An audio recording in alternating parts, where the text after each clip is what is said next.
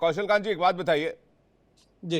आप लोगों ने 10 साल में कई सारे अच्छे काम किए, कई आईआईटीज दिए, कई आईआईएम्स दिए, एम्स दिए, रेल लाइन का विस्तार किया, विद्युतीकरण किया, सड़कें बनवाई, सड़कों का चौड़ीकरण किया, एक्सप्रेसवेज बनवाए, इसके अलावा कॉलेजेस खुलवाए, बहुत सारे दूसरे कॉलेजेस खुलवाए। जब आपके बही खाता में बताने को इतना कुछ है और दिखाने को इतना कुछ है, तो फिर बात वहीं आकर दोबारा क्यों टिक जाती है काशी, मथुरा और राम विरोधी और पाकिस्तान पर? इसलिए टिक जाती है विवेक जी, जब कांग्रेस का या ये कहें विपक्ष इंडी गठबंधन वालों का घोषणा पत्र अगर ये कहता है, जी। पेज नंबर 48 हम्म। कांग्रेस का घोषणा पत्र कहता है कि वो पर्सनल लॉ लाएगी। देश में कौन सा पर्सनल लॉ चल रहा है? केवल एक पर्सनल लॉ चल रहा है जिसको सरिया कहते हैं, अंग्रेजी में उसको हम मुस्लिम पर्सनल लॉ कहते हैं, करेक्ट। वो उसको लाएगी।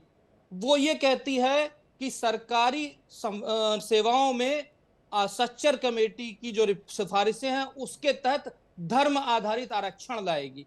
अगर वो ये कहती है, और वो ये कहती है कि वो प्यार करने का अधिकार सबको देगी, यानी लव जिहाद की बात करती है। वो ये कहती है कि बहुसंख्यकवाद के खिलाफ काम करेगी।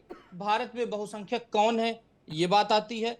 ये लोग जब देश में गाजा और फिलिस्तीन की लड़ाई होती है तो वो आतंकियों के साथ खड़े होते हैं। न्यायपालिका में ये मुस्लिम रिजर्वेशन की बात करती है, 370 हटाने की बात करती है, सीए को वापस लेने की बात करती है। तो जब तो हम इसलिए आप विकास लोगों की को बात मजबूर करते होना पड़ता है। अगर ये मुद्दे को ले जाएंगे और आप हमसे सवाल पूछेंगे, हम आपको जवाब नहीं देंगे, तो आप ये कहेंगे आप जवाब नहीं देते हैं। तो जो ये चीज आप ये देखिए, चुनाव को शुरू से देखिए, हम विकास की राजनीति से चले थे। इनके घोषणा पत्र में तुष्टीकरण आया, इसने इनके घोषणा पत्र में 370 खत्म करने की बात आई।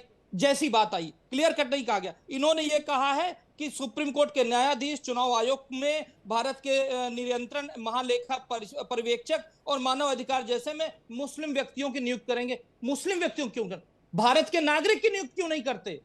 क्या मुस्लिम भारत का नागरिक नहीं है? अगर ये खुल करके ये लिख करके आते हैं तो बड़ी दिक्कत वाली बात।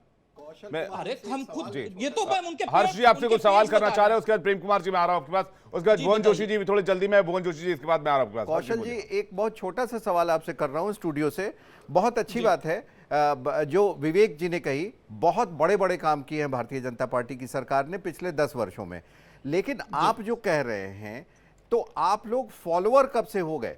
यानी कि कांग्रेस जो कर रही है उसका जवाब देना, एक तरीके से फॉलो करना है। यहां सत्ताधारी पार्टी को तो लीडर होना चाहिए कि वो एजेंडा सेट करे और बाकी विपक्ष उसको फॉलो करे। ऐसा क्यों नहीं हो पा रहा है? हर्ष जी, अगर आप पूरे चुनाव को देखें, ठीक, तो भारतीय जनता पार्टी जो कह रही है, चूंकि ये एक स्ट्रेटजी होती है चुनाव लड़ना, आप अपने मुद्दों पे विपक्ष को कैसे लाते हैं, यही तो रणनीति है। इसी को तो चाणक्य नीति कहते हैं। हम इनकी कमियों को उजागर करके विपक्ष को उस रास्ते पे ले आते हैं जो हम चाहते हैं जी। यही तो स्ट्रेटजी है ना। चुनाव में रणनीति तो काम आती है। और हम चुनाव लड़ रहे हैं, हमने 400 पार का नारा दिया है, हमने देश की बात की है, हमने राष्ट्र सर्वोपरि की बात की है। हम विरासत और विकास को एक साथ लेकर के चल रहे हैं, और किसी को भी विरासत और विकास का एक साथ संगम देखना है तो देश के संगम में आए, काशी में आए और देखे विरासत और विकास कैसे चरम सीमा पर पहुंचता है। और अभी चरम पे पहुंचा नहीं है, अभी और पहुंचेगा।